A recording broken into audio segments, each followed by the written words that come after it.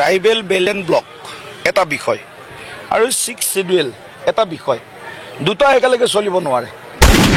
খুলুমবাই নমস্কাৰ সন্মানীয় দিলীপ শইকীয়া ডাঙৰীয়া আপুনি 6 শিডিউলৰ কথা কৈছে আপুনি ট্ৰাইবেল বেল্টছ এণ্ড ব্লকছৰ কথা কৈছে ফাৰ্ষ্ট অফ অল আপুনি 6 শিডিউল আৰু ট্ৰাইবেল বেল্টছ এণ্ড ব্লকছত মাটি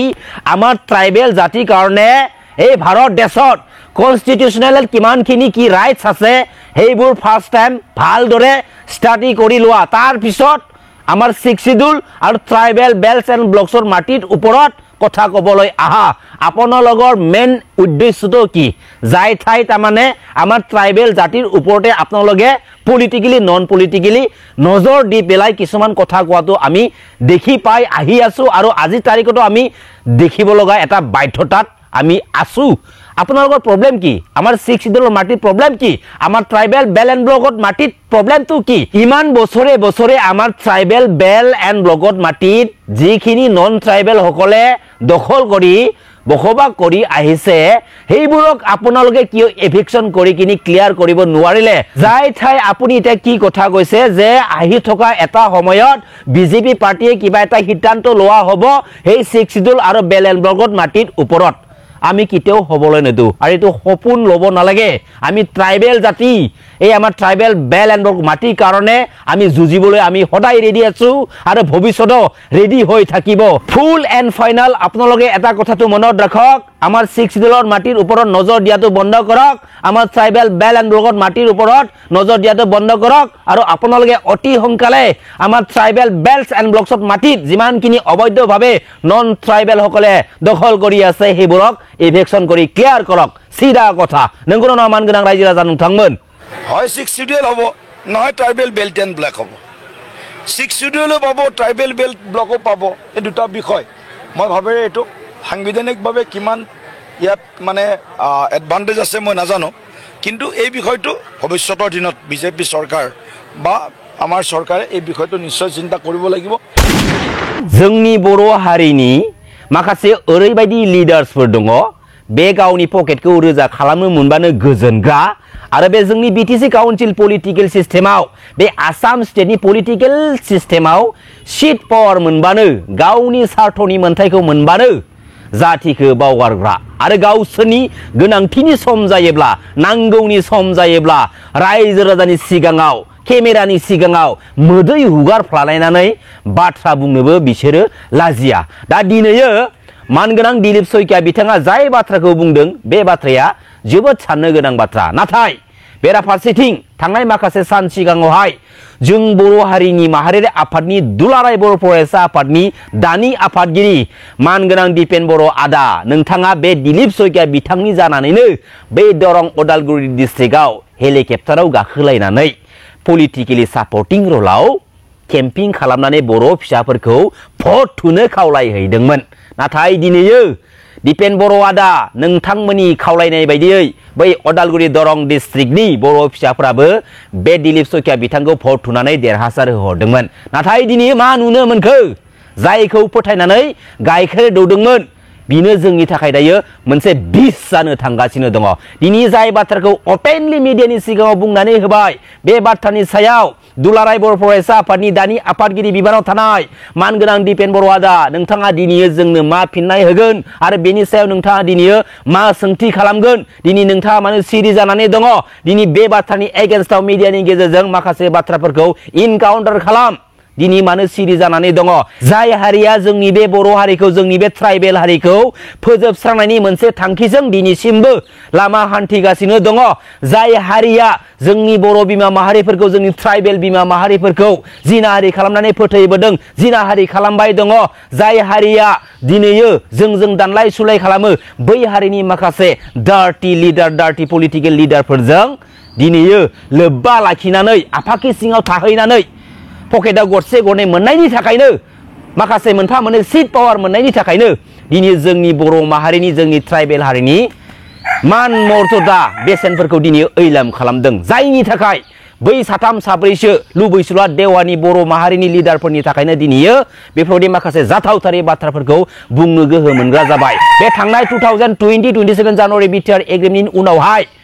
मानगोनां प्रमद बर' बिथाङा जेब्ला परिबर्तन आरो सान्तिनि स्ल'गानजों बिटिसि काउन्सिल पलिटिकेल सिस्टेमाव एन्ट्रि मारि फैयो सान्तिया सोरा जादों परिबर्तना सोरा जादों जों बर' हारिया जादों नामा जों बर' हारिया जायाखै बे जोंनि बर' हारिनि सुथुरफोरासो परिबर्तन जादों सान्ति जादों जेराव आसाम एसेम्ब्लिया जोंनि बे बिटिसि एसेम्ब्लियाव एसेम्ब्लि खुंफैदों बे एसेम्ब्लि खुंफैनाय समाव आखाइ खबदोंमोन जोंनि बर' हारिनि माखासे लिडार्सफोरा आरो लिडार्सफोरनि सामसागिरिफ्रा बै सानखालि बिटिसिनि दानि सिइएम मानगोनां प्रमद बर' बिथांमोना मिडियानि गेजेरजों दुग्गा माखासे बाथ्राफोरखौ बुंनानै फोरमायनानै होदोंमोन नाथाय दिनै मा मोनखो दिनै मा नुखो बै समावनो माखासे इन्टेलेक्चुवेल मानसिफोरा साननानै माखासे बाथ्रा बुंदोंमोन थारैनो जोंनि बर' हारिनि बर' फिसाफोरनि बेसेनजों लाबनाय जा मोनसे बिटिसि एकर्डनि पावार एन्ड फांसन माखासे संबिधानिक मोनथायफोरा आसाम स्टेटनि आन्दाराव थांबाय बे बिटिआर एग्रिमेन्टनि गेजेरजों आरो बे बिटिआर एग्रिमेन्टनि गेजेरजों माखासे मोनथायफोरखौ माखासे थाखानाय संबिधानिक गोहोफोरखौ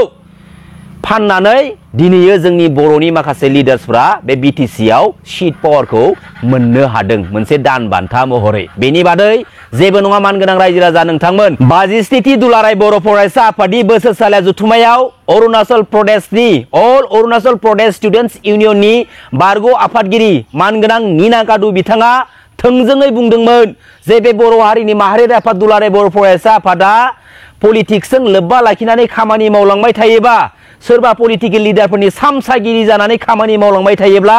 बे बर' हारिया जोबस्रांनायनि लामायाव थांगोन आरो मालाबाबो सान्ति मोनसे स्टेजाव थानो मोननाय नङा थानो हानाय नङा दिनै बियो मोगथां महर मोनगोन ना मोनाखै मानव गेदेर रायजो राजा नोंथांमोन आंबो बुंगोन माहारियारि आफादनि जायफोर दैदेनगिरिफ्रा गावबा गाव बेनिफिट्सनि थाखाय माहारियारि आफादनि माखासे मेम्बार्सफोरखौ वर्कार्सफोरखौ पलिटिकेलि डाइभार्टेड खालामनानै मिसइउज खालामलांनो नाजादों दिनैनिफ्रायनो दानिफ्रायनो हायोब्ला गावबा गावनि गोरोन्थिखौ जुदि हमदांनो हादोंब्ला गोजान जानानै माहारिनि थाखाय मोजां खामानि मावनायाव मुखुब जा दिनैनिफ्रायनो दानिफ्रायनो जाय सानखालि बड'फानि मुंजों दिल्लीयाव मोनसे गोदान लामा बेखेवनाय जादोंमोन बै सानखालिनो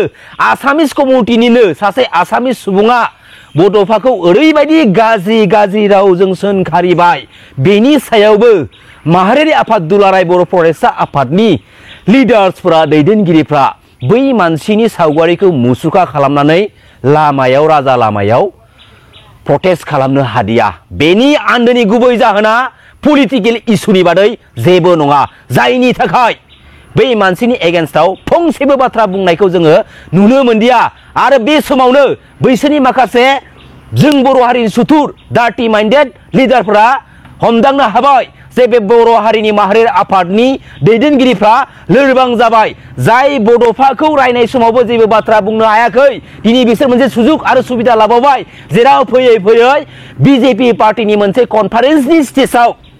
बड'फानि मुसुखाखौ फुथुला बायदि फसंना दोननानै पलिटिकेलि डायलग मारिबाय थानायखौ जों दिनैयो नुनो मोनबाय बेनि सायावबो कुनु मोनसे इनिशिएटिभ लानायखौ जों दिनैयो नुनो मोनदिया बेसे दुखु गोनांनि बाथ्रा मानगोनां रायजो राजा नोंथांमोन दिनैयो मानगोनां प्रमद बर' बिथांनि परिबर्तनाव बड'फानि महर मोखांखौबो सोलायनानै मुसुखा बानायनाय जों नुनो मोनबाय मा बेफोरलाय मा खोथा बेफोरलाय इनडिसिप्लिन कुनु मोनसे डिसिप्लिन गैयि जुदि रुलिं खालामनो सानदोंब्ला गावबा गाव मोनथायनि थाखाय बेखौ फैबाय थानाय समाव बर' रायजो राजाफ्रा मालाबाबो सापर्ट होनाय नङा दिनैयो बुहुमनि साफ्रोमबो मानगोनां रायजो राजा आइ आफा बिदा फंबायमोन दिनैयो जोङो जोबोद माने नोजोर होनो गोनां साननो गोनां जे जों बर' हारिनि सोर दैदेनगिरिनि दैदेननायनि समाव जों बर' हारिनि बर' माहारिनि माखासे सिस्टेमफोरा गुलाय गुजाय जानो थाखाय दिनै सुजुग आरो सुबिदा मोनदों आरो गुलाय गुजाय खालामदों बैफोरबायदि माखासे दैदेनगिरिफोरखौ जोङो हानायमानि थाबैनो बिबाननिफ्राय बोख्लायनानै गोदान बिबानगिरिखौ जोङो जाबसिननानै होनायनि सम जेब्ला मानगोनां प्रमद बर' बिथाङा जोंनि बे बिटिसि काउन्सिल पलिटिकेल सिस्टेमाव एन्ट्रि मारि फैयो एन्ट्रि मारि फैखांनायनि उनावहाय